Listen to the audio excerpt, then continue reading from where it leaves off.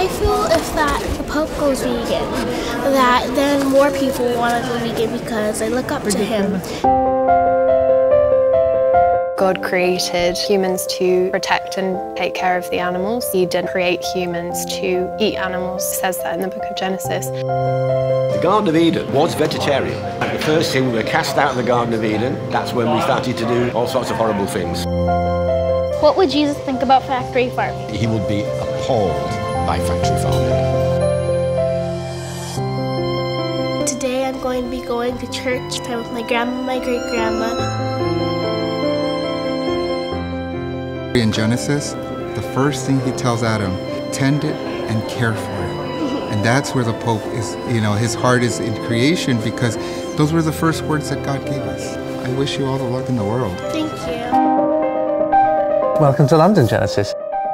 Mercy, compassion and love, which is what Jesus came to teach us about and how we should live our lives. In order to do that, it makes sense to go vegan. If I love animals and I want to be merciful, then I should do everything in my power to live in alignment with those views. If we have the choice, then why not exercise it to be as loving, as kind, as compassionate and caring for our common home as we can possibly be. I want to kind of add to the world, not take away from it. I don't want unnecessary suffering in the meat and dairy industries. Thank God, they shouldn't have to suffer. This is the only home that we have, and we're destroying it. Animal agriculture is a huge contributor to climate change. It causes 90% of rainforest deforestation, causes heart disease, cancer, diabetes. On the environment, there's something about these issues that compels me to make a change in my personal life as a Christian. Throughout the Bible, there's so much about respect for animals. God compels humans to treat animals the way God treats us, with love, with compassion. Jesus talked about compassion for people, for your neighbor, for animals. God gives us dominion over the other creatures. That does not mean that we can do what we want with those creatures. They must be treated with respect because they belong to God, not to us. I'm writing a letter to the Pope to see if he can go vegan for Lent, because if he goes vegan, then more people want to go vegan. It will really help the planet and it will help save a bunch of animals. That's absolutely right. That's a wonderful thing to do. I would love for the Pope to go vegan, please. Yes. If the Pope went vegan, I could probably retire. I could probably get a job done. The message that would send to the whole world. He's guiding and instructing the church of the whole world when he asks. It's a lot of Catholics listening.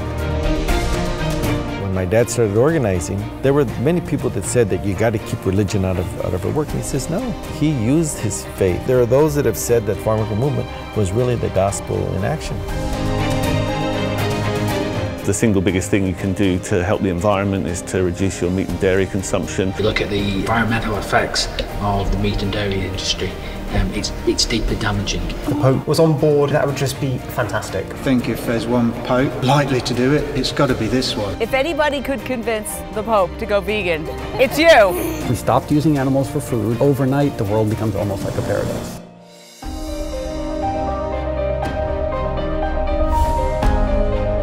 Your Holiness, will you go vegan for Lent? Because you'll be able to help the animals and the environment and you can save the planet.